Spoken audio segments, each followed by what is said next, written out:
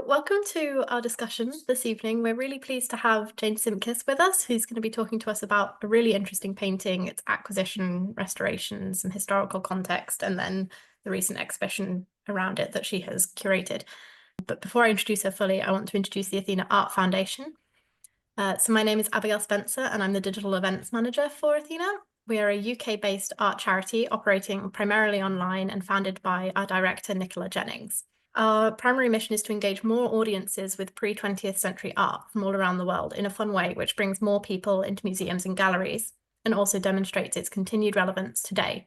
So we also often speak to contemporary artists who choose to explore the past and various living traditions in their work. You can take a look at our YouTube channel to find a lot of these talks, including a recording of our recent live events with Susan Stronge, who was the curator of the V&A exhibition The Great Mughals, or a talk with Farkhonde Ahmadzada, who's a contemporary artist working in traditional Persian techniques of miniature painting. You can also check out our website or follow us on Instagram, where we often post shorter videos giving the stories behind artworks. So Jane Simpkiss is the curator at Compton Verney, researching and caring for its collections, and she works on the gallery's varied exhibitions programme. Prior to this, she was the fine art curator at Leamington Spa Art Gallery and Museum from 2020 to 2023, and held positions at the Royal Collections Trust, Royal Museums Greenwich, and the Dulwich Picture Gallery. Jane specialises in Northern European and British painting from the 17th and 18th centuries and is particularly interested in the work of female artists and the depiction of women in British portraiture. She has curated a number of exhibitions and displays on both historic and contemporary art. Her most recent exhibitions, In Focus Two Women and Towering Dreams, Extraordinary Architectural Drawings, are currently open at Compton Verney. So on to our first question. Can you tell me a bit about the painting that we're talking about and what we're looking at? Yes, thanks so much for having me. So I will move on to, I've got a number of different slides and I'm not entirely sure what order we're going to want to deal with them in. So there may be a little bit of back and forth, but I hope that's okay. So this is our painting, which we acquired at Compton Verney in 2023. It's one of our most recent acquisitions at Compton Verney. We don't acquire works all the time just because of the cost. And so this is a really exciting opportunity for us to bring a new work into our collection. So the painting has had a number of different titles when it was at auction, when other people have been referring to it, but at the moment we have given it a very by the numbers title, unknown artist, two women wearing cosmetic patches, because there have been a lot of conjecture and speculation around the painting, and there's still a huge amount that that we don't know about it, which I'll be kind of talking about further on today. But this work was basically unknown to art history until 2021, which is quite exciting. There's still so many discoveries out there to be made. When it went to auction at a kind of regional auction house, the subject matter was incredibly unusual and it attracted a lot of attention. And eventually, actually, its significance was such that the UK government put an export ban on the painting. And a UK institution was sought to be the permanent home for it, and luckily Compton Verney was able to bring it into our collection. It's an incredibly unusual painting. It's kind of unique pretty much in 17th century British art. So what we're looking at is a depiction of two women, a black woman and a white woman, and they are wearing contrasting cosmetic patches. So these are little bits of fabric, sometimes they're leather or fur, that would have been cut into different shapes, usually kind of hearts and circles, although here we have some much more extravagant examples. We've got some kind of crescent moons, and they're these almost kind of constellation symbols on their foreheads, which I think are probably unlikely to necessarily have existed in real life, those incredibly intricate symbols. But these cosmetic patches were adhered to the face using kind of a form of animal glue and would have been worn to enhance your visage, and also sometimes to cover scarring or blemishes on the skin. Later on in the 18th century in particular, patches are associated with sexually transmitted diseases. In the 17th century, their use seems to be slightly wider in terms of kind of their cosmetic use. So we have two very well fashionably dressed individuals. They've both got lovely curls. Their dresses are very much of the moment. This is painted, we think, around 1655. And it could be a portrait, but across the top we have a slogan which suggests otherwise. So it says, across the top, I black with white bespot, you white with black. This evil proceeds from thy proud heart, then take her, devil. So there's immediately this kind of moralizing dark tone that kind of infiltrates the painting and kind of gives us a suggestion that perhaps there's a little bit more beneath the surface than just two kind of glamorous looking women. And we've got there's so much that I can kind of keep going about this painting, but kind of that is on the surface what we're looking at. It's adhering to a kind of form of portraiture, but I think, as we'll go on to discuss kind of in the course of this evening, what we're looking at is definitely not a portrait, but dated around kind of 1655. So this has been made during the interregnum, so it's taking place between two culturally vivacious courts, the courts of Charles I and the courts of Charles II, and is made just after the end of the English Civil Wars. So Charles I is beheaded, executed in 1649. And so this is taking place when the interregnum, Oliver Cromwell as Lord Protector, is in full swing. And really the world across the three countries, across Ireland, England, and Scotland, has completely turned upside down, kind of religiously, politically, and socially. And as well as it being incredibly unusual because of what it shows in its subject matter, I think it's also quite unusual because this is a period of time in art history that is not often talked about. There's a lot written about Charles I, there's a lot written about Charles II and their associated kind of effects on visual culture, but the art history of the English Civil War is still relatively understudied. So this painting is incredibly significant for kind of multiple reasons, which is one of the reasons why it's been so exciting to research and work on it. And I ought to mention at this time that we've been really lucky to partner with Yale University and the Yale Centre for British Art on the research into this painting. So when the painting was acquired for Compton Verney, it was agreed that the painting would travel to the Yale Centre for British Art, where they are currently doing a lot of work on the depiction of skin tones in British art, and this was obviously a really important painting for that project, and they very kindly worked to restore the painting and to do a lot of provenance research on it for us, which was incredible because we're still a very small team at Compton Verney.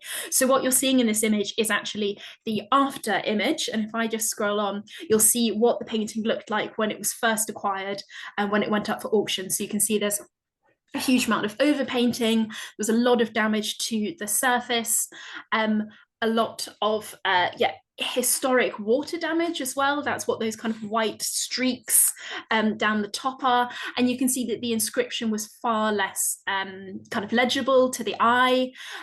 So it really has had an amazing transformation. I mean, it sounds like a kind of a dream research project to work on, really. It's fascinating. Do you want to talk a little bit more about the kind of restoration of it before we move into some of the more contextual stuff? Yeah, definitely. So the YCBA, the Yale Centre for British Art, were incredibly kind in undertaking this restoration for us. So the varnish was removed, a lot of overpaint was removed, which had been, historically added, and quite a lot of interesting technical analysis was also done on the painting. So they were able to do some XRF mapping, which is understanding where the different use of elements appear on the canvas, which allows you to work out what different types of paint have been used. There was also X-rays were taken, infrared was taken. You can see at the bottom of the image here, there's quite an unusual kind of band of kind of discoloration just kind of across her sleeve. And when the painting was x-rayed, it was revealed that, so this is the x-ray here, it was revealed that actually the canvas had been opened up after its production. So we think it was originally kind of smaller, and then almost like letting down the hem of a skirt. There was a little kind of fold in the canvas, and later on that fold, it was unfolded and stretched onto a new stretcher, perhaps for a larger frame. The reasoning as to why it was kind of enlarged is still unclear, but it also meant that that all of this paint along the bottom here, where that line is, was actually paint kind of probably from around 75, 100 years after the painting was originally made. So we also had to make a decision as to how we were going to deal with that. We decided that in keeping with the history of the object, and because we couldn't be 100% sure what had been underneath it, but we think it was just a continuation of the background, to kind of sensitively repaint in that bottom section to fit with the rest of the image with kind of conservation and restoration techniques. Nowadays, all of this is reversible in case future information provides some highlight some new light or some new research, and all of that can be taken away again. But they're now much more readable. Particularly the face of the Black woman is much more legible. Particularly the kind of her hairstyle has become much easier to read, and I think the comparison between the women, which is a central part of this painting, is now much easier to make, and I think therefore the kind of its history and meaning shines through a lot better. But it's been fascinating to see the transformation and to see the kind of the stark contrast between how it had aged over 300, almost 400 years, and how it looked today, because the provenance on this painting is fairly robust. So we are fairly certain that it has passed down through the same family who commissioned it in the 17th century. So it hasn't kind of gone through as many historic paintings have gone through multiple owners, but we believe it has kind of descended through the family who originally commissioned it or purchased it, which is also really interesting. So this is kind of 400 years of damage accrued in the same place, which is also interesting in terms of the history of the object. Yeah, I mean, it's a lovely restoration job. It's quite transformative to it, really, isn't it?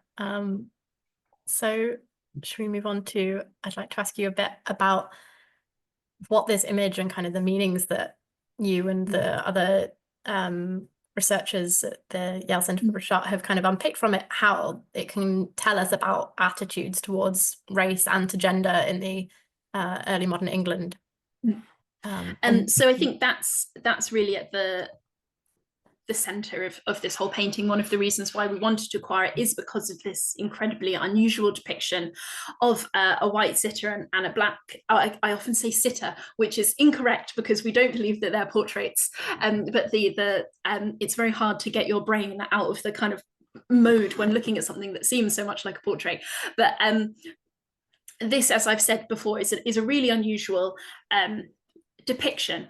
In the press, when this painting first came to light, there was a lot of discussion about whether or not one of the reasons why this painting was significant was because it might present these two women as equals. That has been proven through our research not to be the case, but it is unusual because they do take up an equal amount of compositional space.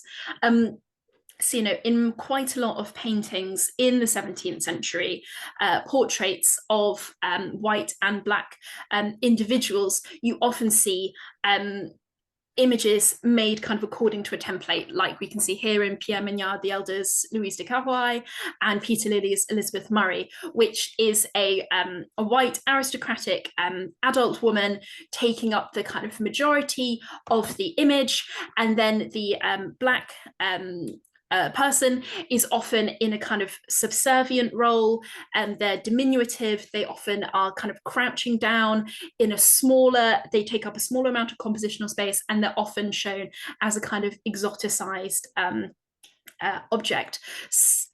Something which is on a par with other exotic items that you might see in the image. So on the left in Pierre Mignard the Elder's portrait, we also see the black attendant. The child is holding a piece of coral, holding a shell that is filled with pearls. In these images, the black child, the black attendant, is intended to show the wealth, the knowledge, and the kind of global reach of the sitters. They are a kind of an exotic accoutrement that is supposed to an accessory that is supposed to kind of improve the status of the sitter. That's not the case in the portrait that we see here. Both women are, as I said, taking up kind of compositional space. They're both dressed very elegantly, and they have very similar hairstyles, similar necklaces, similar necklines. But what we do know, and particularly knowing kind of about the role of foreigners and the role of women in the 17th century, is that this is not a positive image. So what we see in the quotation that we have at the top, I black with white spot, you white with black, this evil proceeds from thy proud heart, then take her, devil. What we're looking at really here is a morality painting. The quote across the top almost is a speech bubble, which is coming from the perspective of the black woman, and kind of to hammer this quote home, her hand is kind of held up with a pointing gesture, and the meaning of the words is referring to the vanity of the female sitter. So the artist through this quote is decrying the vanity of the female sitter, suggesting that the cosmetic patches that she wears, but also perhaps the makeup that she's wearing in addition to this. There's a lot of rouge on the cheeks. She's probably wearing ceruse, which is a kind of lead form of makeup. And when you see the painting in person, it almost looks like it's kind of cracking around her eyes, like on purpose, to kind of show perhaps how heavily powdered or painted she is. And she's got kind of very red lips as well. So a suggestion that the cosmetics that she is wearing are a form of vanity. This is something that is a belief that is widespread in the 17th century, particularly during the Civil War, when questions of religion are at the heart of everything. And usually during kind of religious turmoil, it always helps to a little bit of misogyny goes a long way in terms of trying to get a sense of control. So here there's a suggestion that that this vanity is particularly offensive, because if man and woman are made in God's image, then anything that kind of changes that image, that is, changing the surface of how someone looks, is offensive to God. So that's kind of one basic message. So there is a kind of strong level of misogyny running through this painting. It's in keeping with how we understand the role of women in much of kind of British 17th century society. But there's also a strong kind of xenophobic thread as well running through this painting. So what's really interesting is the similarity between our painting and John Bulwer's the illustrations in a work by John Bulwer called Anthropometamorphosis. This is a kind of pseudoscientific treatise published in 1653. John Bulwer is a scientist. He publishes on a number of different topics, but this work in particular is a kind of early form of anthropology. Here he is trying to map out the ways in which people, the kind of body modifications that you might see around the globe. So we have images of piercings, scarification, tattoos. There's also discussions about the wearing of hats and beards and veils. He's discussing kind of the different outfits and ways in which people change their faces across across the globe. And in the top right-hand page, you can see here an image that is very strongly similar to our painting. There's actually two versions of this woodcut print in Bulwer's Anthropomorphosis. So there's one in the first part of the book, and then there's actually one also, there's a kind of appendix to the book called The Artificial Changeling, which is where Bulwer tries to identify the different kind of current fashions happening in Britain, and tries to find their origins in the kind of global customs that he has kind of categorized from around the world. So we can see a really strong similarity. The image is reversed, so here, but again here we have a black woman and a white woman, both wearing contrasting facial patches. What's interesting here is actually their clothes are very different, and the black woman is much more racially caricatured in the woodblock print than in our painting. But there is such a strong similarity that we feel that there must be a connection between these two works. We're still not sure what comes first, the painting, the print, if they are directly based on each other, or they're part of a wider current of imagery that we haven't yet identified. But in Bulwer's treatise, he identifies the custom of patching with what he calls quote unquote barbarous nations, and particularly with what he refers to as the painter-stainers of India. And so there is a suggestion running through the painting that one of the reasons why the patching is particularly denigrated, frowned upon, is because not only is the white woman changing her face with cosmetics, but she's actually adopting customs of foreign peoples, and in some way therefore perhaps diluting her national identity. This is obviously a period of time when kind of white Christian nations are held or hold themselves to be superior to other nations. That's definitely the theme that is running through Bulwer's Anthropomorphosis. It's a real mouthful to say. It's a theme that's, that he's creating a kind of racial hierarchy through the categorization of different people. And so there's also this kind of racist, xenophobic feeling running through the painting. I mean, these are two themes that are very much in keeping with a world, with what we know about the 17th century, and then in addition with the aftermath of a civil war, when the religious, political, and social kind of customs and norms are being questioned and are trying to be refashioned and reformed. So the painting is fascinating in that way, for what it shows us about what people are thinking at this time, the concerns, questions, and fears that are running through society, and the fact that, as in many other historical time periods, people turn to xenophobia and misogyny as ways to try and reinforce a kind of status quo at a time of uncertainty.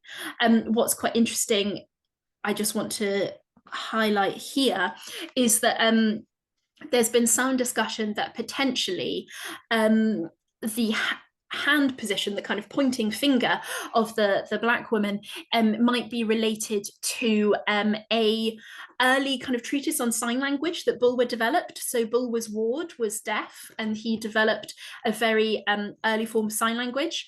And if you see figure G here, terrorem incutio, I strike terror. And so there has been some suggestion from the research that was done at Yale that perhaps here, as well as the kind of terrifying language that the inscription is written in, this is enforced again by the hand gesture, a suggestion that the artist is really trying to scare the white woman, and by association the viewer of this painting, into following what he considers to be the kind of moral path. And this is these kind of ideas are not solely confined to our painting and to John Bulwer's treatise, but we also see them here in Francis Hawkins' treatise, new editions onto youth's behaviour, where the frontispiece, whilst we're not talking about black and white individuals here, but in its discussion of women, we have this comparison between Virtue, where she's completely buttoned up, and Vice, where she is adopting a very kind of low neckline. There's a very obvious cleavage, and again, these patches. You can almost kind of directly, they're almost kind of a one-for-one template if you look at the image of Vice here in Hawkins treatise, and then the image of the white woman here on the right-hand side in terms of the curls, the way that the hair is done up. It's really fascinating and something that we're continuing to kind of to research and explore. What's quite interesting as well about this work is obviously compositionally it's very different from the images that we saw earlier by Lely and Mignard, but the artist is still using conventions that derive from these portrait modes, particularly in the accessories that he has given to the black sitter. So here you'll see that there's a lot of emphasis placed on pearls, pearls as an exotic indicator of wealth, something that is brought in from overseas, and often black enslaved peoples or attendants in these images are wearing kind of big pearl drop earrings. They're often also wearing striped clothing. Striped clothing is often an indicator of kind of otherness in these images, and these are accoutrements that the black women in our painting as well has. So the white woman does not have any earrings on, but the black woman has two large pearl drop earrings and is also wearing this striped kind of probably muslin dress, compared to the pink silk of the white woman. And this is something that you can see in other images from the time. So here we have Gilbert Jackson's supposed portrait of Florence Smythe and an unnamed black attendant with the striped garment again, and then on the left, an unknown artist's depiction of the younger sons of Henry Hare and an African servant, again with these striped clothes. So there are some interesting similarities here between kind of portraiture convention being drawn through into this kind of morality piece. Yeah, I'm really curious to ask a little bit more about so of course there's the associations of the blush with like cosmetics and things, but there's also this, especially, I mean, I'm much better versed in the writing in the 18th century than this century, but there's a lot written about like blush as a kind of a sign of like increased sentiment and sensibility that would make someone white, you know, because they visibly blush, they're supposedly superior. And I wonder if, do you think that comes into this painting at all in the kind of, I mean, it's so complicated, and thank you for really like eloquently unpicking some of the conflicting and intertwining messages of it. I think again, like there's so much more to look into this, and I'm not a specialist on cosmetics in the 17th century, but I think there's kind of two ways that perhaps you can look at it. One obviously is that, you know, with the blush thing he's in redness, it highlights the contrast with how white you are, with how pale your skin is, and if pale skin is lauded as being kind of a particular quality of beauty, then obviously the blush can highlight that. That's one of some people have also suggested that's one of the reasons why people wore patches, because the contrast with the black patch highlighted the whiteness of your skin. And this is a period of time when you are looking, if you are a fashionable English woman, you are looking to really emphasize the whiteness of your skin. I mean, there's lots of accounts of, you know, people lathering their face in ceruse, for which, you know, to the great detriment of their health. Kind of Venetia Stanley, then later Digby, supposedly dies because she is of the intensive kind of cosmetic her cosmetic routine, which involves mercury and lead and all sorts of things. I wonder also slightly in that, and I have no major proof for this, but also, you know, blushing also can suggest kind of arousal and excitement, and therefore you could also view it perhaps in this context as another image of kind of sexual wantonness. That's one reading. I don't know if that's an accurate reading, but again, they're a kind of a double, perhaps a double-edged significance with the blush there. I think particularly kind of the red lips, the blush is so prominent. And when we're talking about cosmetics here, it feels like it must be included to the detriment of the sitter, as it were, to highlight her wantonness. Rather than her beauty. I mean, when we look at depictions of other white sitters at this time, they have blush, but it's not perhaps quite as strong as what we're looking at here. But whether or not that's intended, or it's a result of the way that the style of the artist, what we're looking at here is not an artist who is of the same caliber as Lily here.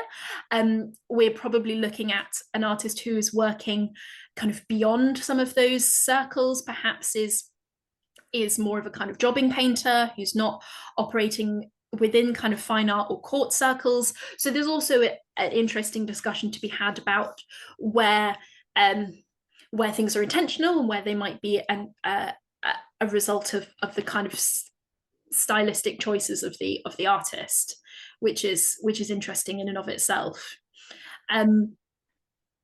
But yeah, so much still to unpack. I mean, every time I talk about this painting, I kind of realize that I could go on for years just talking about one painting. This is kind of a first stage of research that we've done, but we definitely want to look more at it. I'm particularly interested in looking about the relationship. There's been a lot of discussion about cosmetics so far, which makes complete sense. The cosmetics are so central to this work. I'm quite interested in thinking more about its relationship with print culture, where it sits within kind of non-fine art artistic circles. Still to be discussed, but yeah, so much to still unpack. Yeah, it's really fascinating thing. You said it was painted for a private patron, right? And stayed within one family. So yeah, so it definitely. Oh, sorry.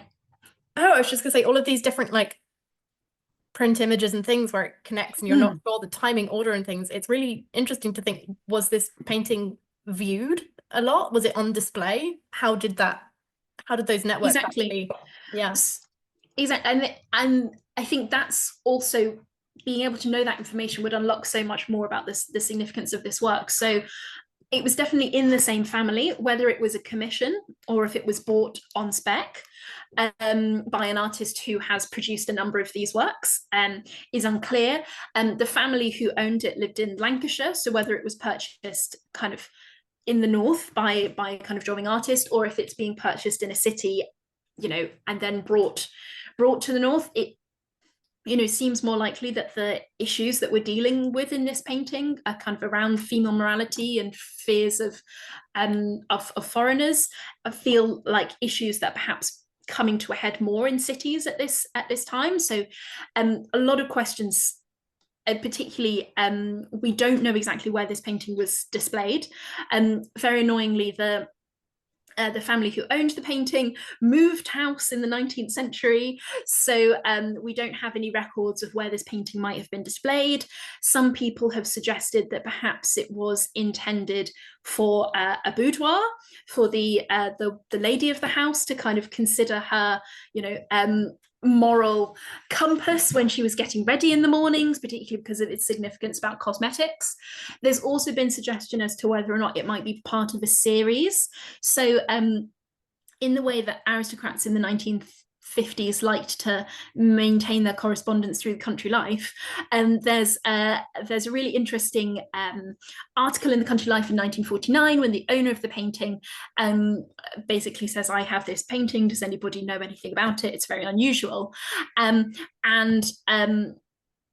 Another painting turns up in kind of response to this, that was at Stoneleigh Abbey in Warwickshire, very conveniently, which seems to be strikingly similar.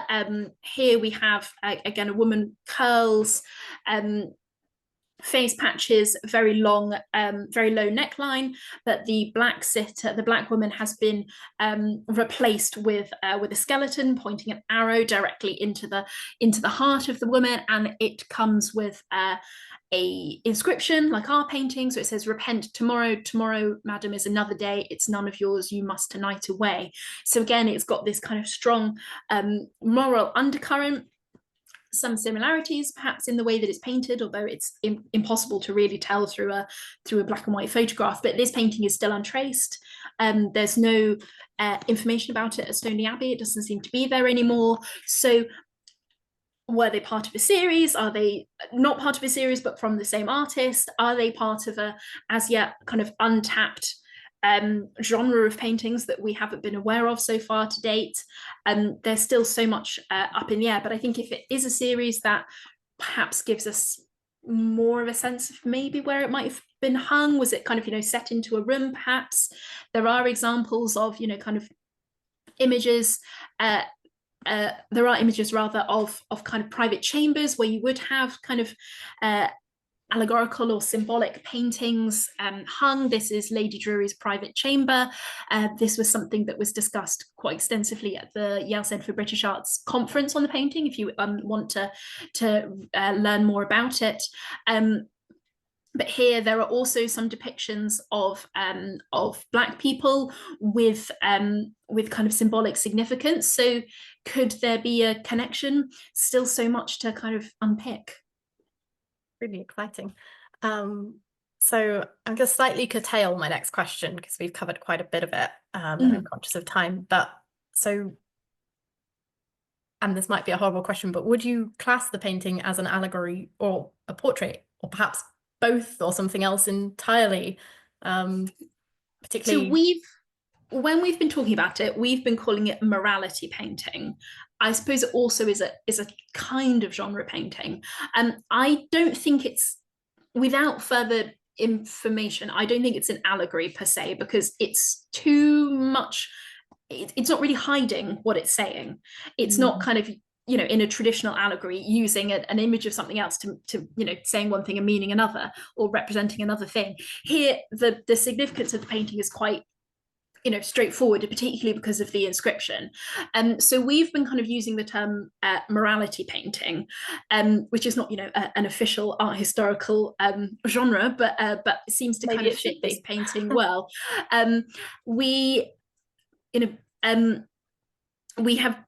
been quite clear that it's not a portrait, whilst it uses portraiture convention because of the quote that is attached to it, because of the inscription. It's fairly certain that these are not supposed to represent real individuals. They are types that are supposed to kind of be, for the purpose, they are stereotypes so that this kind of message can be brought across. I don't even think that the black sitter necessarily is supposed to represent a particular ethnicity. I think she is supposed to represent a kind of an otherness.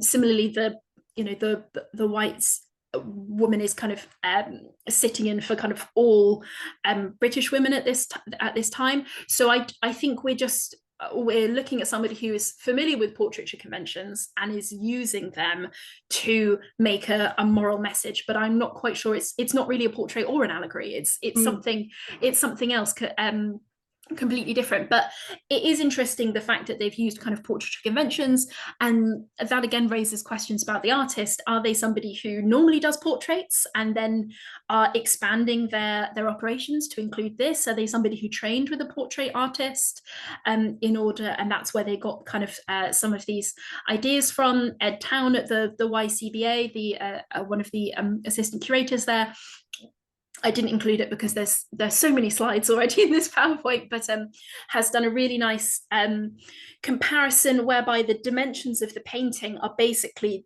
the kind of standard dimensions for a Head and Shoulders vertical portrait.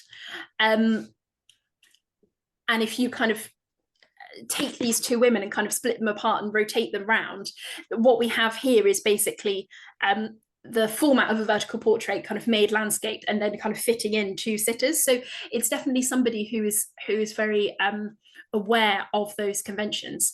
But I think as yet it does feel like something that is kind of unique in British art and doesn't really currently fit within a particular kind of methodology per se at the moment. I think thinking about these kind of whether it fits into a series is something that would be quite interesting in terms of perhaps its relationship with the development of genre painting in Britain in the 17th century, its relationship with, you know, kind of Dutch genre painting in the you know, just across the channel. Obviously in the 17th century, you know, Dutch and Flemish genre painting is in full swing. It's incredibly well developed. So there's a lot of kind of different influences, it feels, within this work. Yeah. Do we have a sense of I guess this is probably very hard to know without knowing who the artist is and having other work, but whether at any stage of it models may have been used, or whether it's completely, if there was any kind of hint in the I think it's impossible to know, really. I mean, to my mind, the women feel quite stylized, and feel much. And for that reason, I don't think it's probably based on models. I think it's probably based on kind of various patterns that are then, and templates that are then being used to create these two figures. The similarity, I think, between the painting and the woodblock prints perhaps also backs that up. But I mean, it's basically kind of impossible to know unless we knew more about who the artist was. Which is still very much kind of up for discussion, but I don't think probably models were used. I think it's probably based on kind of pattern books and you know, printed images, templates in that kind of way. Yeah, particularly if it was created up in the north of England, it seems more likely. Yes, but again, no way to know. No, exactly. And I think the relationship between this image of vice and our sitters is particularly compelling, in a suggestion that there's a relationship there between those two different types of media, rather than it's being based on a type that would have been recognizable to people, rather than two particular women. Okay, so my final question is, how did you approach displaying this painting in the exhibition at Compton Verney, given all of the complicated issues that surround it that you have just given us a lovely, concise, eloquent overview of? So it was difficult because it's an incredibly complicated painting, and there's so much to say, but you can only really have a couple of labels. Otherwise, everybody's reading an essay every time they come in. There is actually a printed essay on the table for anyone who wants to read it. But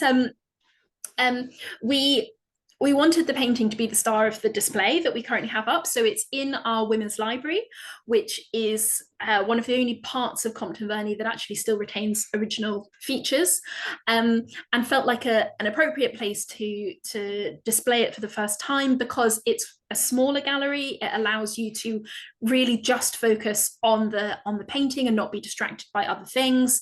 And we really wanted to showcase it and encourage close looking. The women's library is also, interestingly, potentially a site at Compton Verney for the discussion of the role of women in the kind of 19th century. If you ever come and visit Compton Verney, we have an incredible feminist bookcase, which I could talk more about, which dates back to the 19th century in this space. But it felt like an appropriate place for these two women and their story to be discussed. I wanted to keep it quite minimal, again, to focus on the work, to encourage people to think about their own reflections and reactions. We've been able to include interpretation in different ways. So there's a QR code to a long form essay I've written. We also have a wonderful video in the space that visitors can watch, which was made at the Yale Centre for British Art, and includes kind of various different curators and researchers talking about their approaches to the work. And we've also been really lucky to include, that's our bookcase there, behind there. But we've also been very lucky to be able to include contextual loans. So we have a copy of the Hawkins, we have a copy of the John Bulwer, we have some quotes on the walls as well, because obviously people aren't able to read the full extent of those works in the space. But it's really just a kind of opening introduction to the work. You know, it's a fairly light touch display that is encouraging ideas around the work, to kind of trying to provoke thought. It's up for 2 years to kind of allow people to respond to the work and think about it, but it's by far from the last word on the painting. We're hoping that we'll be able to do a lot more responses and displays to it, both within its historical context in the Civil War, but also thinking about contemporary responses to it. We're really keen to set up a working group of different people and different experiences to think about what the painting means to them, and whether or not there are artists that we can work with. We're very keen to work with some contemporary artists to think about how this painting sits within modern day Britain. So I think it's definitely something that is under development, progressing. So a kind of watch this space. It'll also be really interesting to think about how we position the work when we integrate it into the collections at Compton Verney, the other collection spaces. One of the special things at Compton Verney is that we have the vast majority of our collection on display all the time. So this painting, even when this display ends, this painting won't go off display. It will be integrated into a collection space elsewhere. So that will also give us an opportunity to think about the stories that we're telling and how it responds to the other 17th century works that we have in the collection. Thank you so much. This has been absolutely fascinating, and I can't wait to see the new research and angles and insights that come out of it. Finally, do we have any questions in the audience? Any insights that are coming up to you now? Feel free to either raise your hand, pop the question in the chat, or just speak up. Any of the above will work for us. Yeah. And thank you all for coming. And do feel free to contact me at Compton Verney. You can find my work address online, but it's jane.simpkiss@comptonverney.org.uk. It's great to we're really keen to hear feedback and thoughts about the work. So do please feel free to get in touch. And as I said, the painting is on display until November 2026. My brain is completely broken by the summer heat. Yes, it's on until November 2026. And then we'll be on display elsewhere in Compton Verney. But it would be great to see you, great to have you explore the work with us.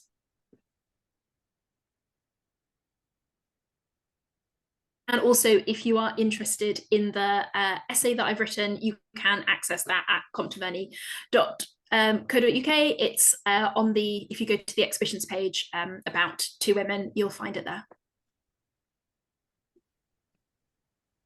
I did have a quick question, if that's okay. So one of the differences between the I believe it's the Bulwer illustration and the painting is that the patches are arranged as a mirror image in the painting. And there are other aspects of the painting that suggest a mirror. So I was wondering what the thinking about that might be, and whether it would have some sort of relation perhaps to the Vanitas theme that you've mentioned elsewhere. So yeah, definitely. So there are like key differences between the two women in the Bulwer, particularly the coach and horses patch, which is quite extraordinary. The various cosmetic historians that I've spoken to, nobody has ever come across a patch that actually looked like that. Whereas, as you say, in our image, in our painting, there's much more of a sense of a mirror image. In my mind, I have seen that relationship between the two women as almost creating an equity between them, which the artist is particularly concerned and worried about. So it's the equality between them that he sees as threatening, and I've seen it as kind of highlighting what I said earlier about the relationship between the idea that in adopting patches, and the artist is saying that the white woman is kind of aligning herself with customs of other nations. And so I've seen that as a kind of that the artist is basically saying that the similarity between these two women is a kind of threat to society, is how I've been seeing it. But I think, as you say, there's a lot still to unpack. There's particularly in relationship with the the lost work at Stoneleigh Abbey, which shows the kind of the skeleton. There is a lot of kind of vanitas imagery to perhaps unpack if these two works are related. The skeleton being a much more standard image to be found in a vanitas, the skull in particular. So I think, as you say, the mirroring I have in my kind of understanding of the work have seen it as this kind of threatening equality that the artist is worried about. We've got one question as well in the chat, Jane, from Luna, who says, is there any thinking about whether the work could depict sex workers, which I think you loosely touched upon, but is very interesting with the cosmetics and those associations with. Yeah, it's not something that we've really discussed yet, but I think it's definitely definitely food for thought. An area that will require more research, particularly as the discussion of cosmetics, female vanity, morality. I mean, all of these issues are inherently connected to sex, and I think it's definitely an avenue for discussion. In the 18th century in particular, if you kind of look at various like Hogarth prints, for example, often women will have a patch, and it's kind of a coded symbol for syphilis, and therefore kind of identifying them as sex workers. So I think it's definitely kind of food for thought. I'm really not sure. I think it's still really unclear kind of exactly who we're looking at here.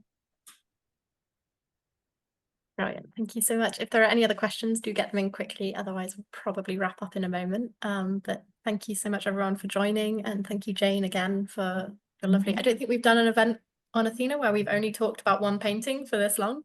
But I've really, really enjoyed it. I definitely want to do more events like this in the future. It's really nice to dig into one work. I think it has kind of the various talks I've given on the painting so far. It really just reveals how much you can dig into a painting. This is a particularly rich subject, but there are so many works in our collection, in collections across the world, that really bear kind of close looking and pulling apart all the different themes. I think it kind of has really highlighted that to me as well.